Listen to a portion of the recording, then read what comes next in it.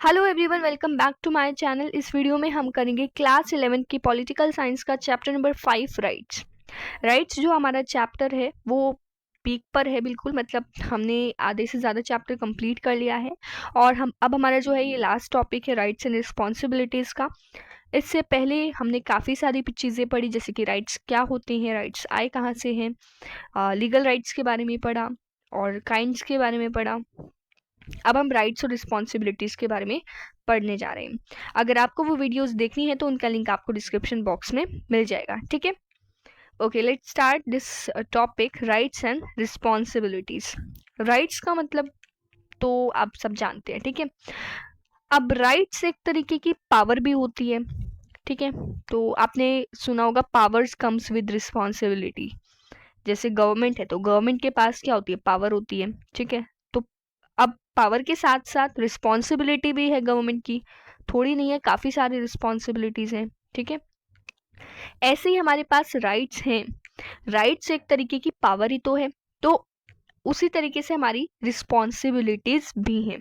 अब यहाँ से डायरेक्ट क्वेश्चन आ जाता है, rights and responsibility, define rights and responsibilities, ठीक है। तो डायरेक्ट क्वेश्चन भी आ जाता है। ओके, अब देखो इस टॉपिक को स्टार्ट करते हैं। Right not only place obligation upon the state to act in a certain way, ठीक है। जो राइट्स है वो स्टेट सिर्फ स्टेट को यही नहीं कहते कि उन्हें किस तरीके से काम करना है, बल्कि सस्टेनेबल डेवलपमेंट को इंश्योर करने के लिए वो एक दूसरे पर भी ऑब्लिगेशंस डालते हैं। पहला, they compel us to think not just of our own personal needs and interest but to defend some things as being good for all of us. पहला तो ये है कि जो राइट्स हैं वो सिर्फ हमें अपनी खुद की नीड्स देखने के लिए नहीं कहते हैं, बल्कि एक दूसरे की नीड्स और एक दूसरे के इंटरेस्ट को समझने के लिए कहते हैं, सोचने के लिए कहते हैं, ठीक है, जो कि सबके लिए अच्छी है। जैसे कि protecting the ozone layer, air pollution, water pollution को मिनिमाइज करना, maintaining the green cover by planting new trees, नए नए ट्रीज को प्लांट करना, ठीक है।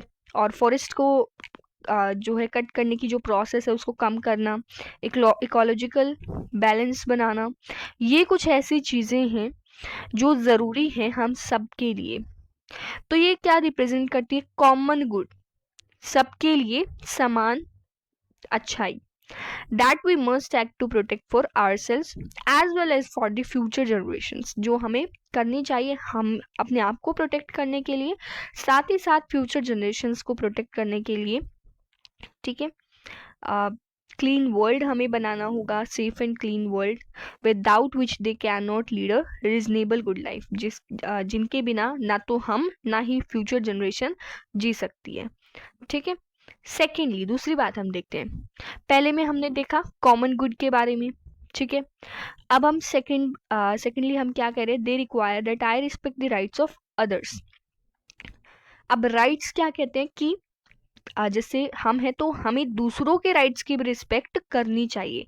अगर मैं कहूँ कि I must be given the right to express my views, I must also grant the same right to others. अगर मैं कहती हूँ कि मेरे पास जो है अपने व्यूज को एक्सप्रेस करने का राइट होना चाहिए, तो मुझे ये जो राइट है वो दूसरों के लिए भी लाना चाहिए, ठीक है।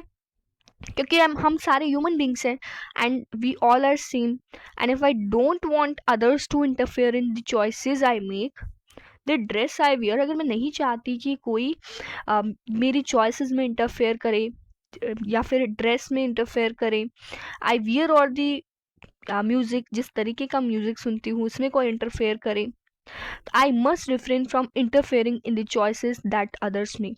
तो हमें भी क्या है, दूसरे दूसरे जो चॉइसेस करते हैं, दूसरों की जो भी इच्छाएं होती हैं, तो उनमें इंटरफेयर करने की हमें भी कोई इजाज़त नहीं है। जैसे कि हम नहीं चाहते ना कि वो कोई दूसरा हमारी चीज़ों में इंटरफेयर ना करे, वैसे दूसरे भी नहीं चाहते, तो हमें दूसरों के लिए भी ऐसा ही सोचना है। I must leave them free to choose their music and clothes, and I cannot use the right to free speech to incite a crowd to kill my neighbor. और मेरे पास ऐसा कोई राइट नहीं है जिससे मैं दूसरे किसी नेबर को किल करूं, ठीक है। इन exercising my rights I can not deprive others. हमें अपने राइट्स को एक्सरसाइज करने में किसी दूसरे के राइट्स को नहीं दबाना चाहिए। ठीक है, जैसे यहाँ पर भी देखो वो वाला एग्जाम्पल भी आ जाता है, जैसे हमने फ्रीडम वाले चैप्टर में पढ़ा था कि अगर हम म्यूजिक बजाते हैं, म्यूजिक बजाओ अच्छी बात है, लेकिन उसको लिमिट में बजाना चाहिए, इतनी जोर से नहीं बजाना चाहिए कि उससे दूसरों को हार्म हो। ठीक है, लाउड म्यूजिक जैसे कि, ठीक है, तो यहाँ पर भी सारी चीज़ें कनेक्ट होती हैं। My rights are in other words limited by principle of equal and same right for all. और जो मेरे राइट्स हैं वो लिमिटेड हैं कौन से प्रिंसिपल से? Equal and same rights for all, इस प्रिंसिपल से जो मेरे राइट्स हैं वो लिमिटेड हैं।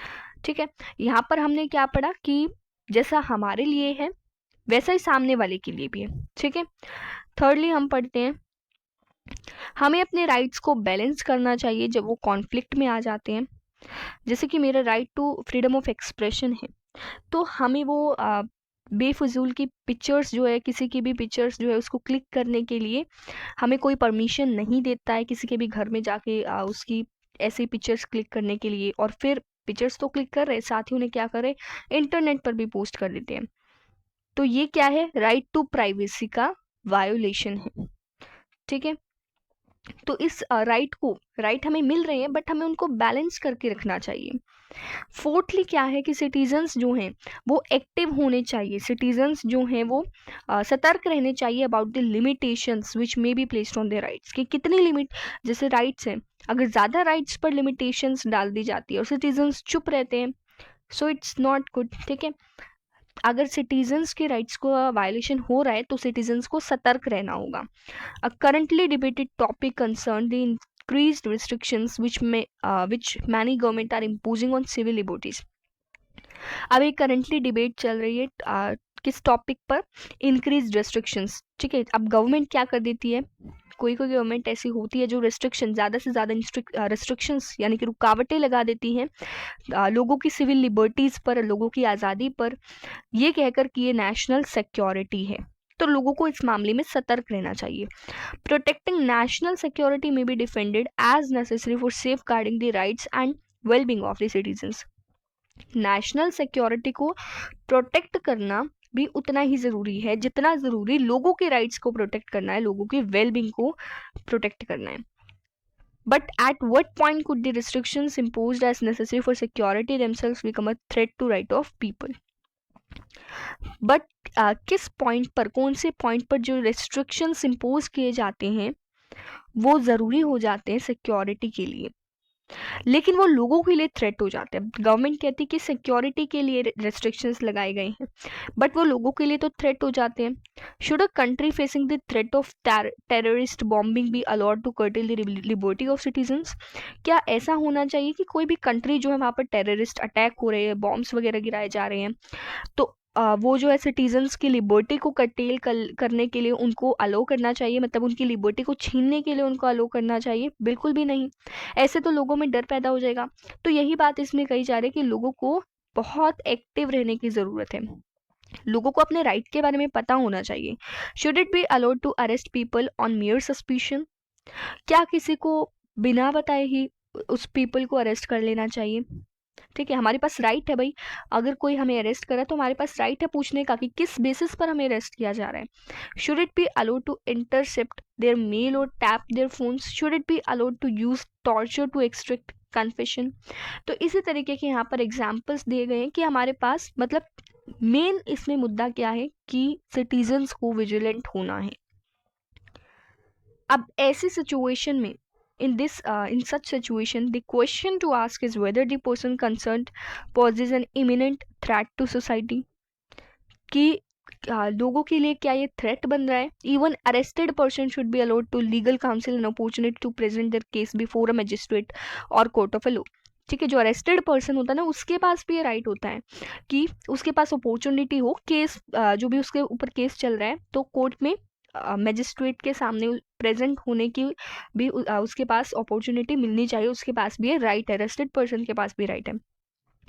So we need to be extremely cautious about giving government powers which could be used to curtail civil liberties। अब हमें सतर्क होना होगा इस बात से कि गवर्नमेंट कहीं हमारी लिबर्टीज़ को छीन ना ले, इंडिविजुअल्स की लिबर्टीज़ को।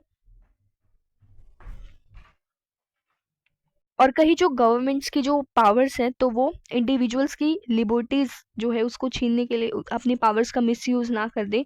Government can become authoritarian and undermine the very reasons for which the government exists, namely the well-being of the members of the state. Government जो है उसके पास ये अथॉरिटी है कि वो जो भी मेंबर्स है सोसाइटी में जो भी मेंबर्स रहते हैं उनकी वेलबींग को देखना।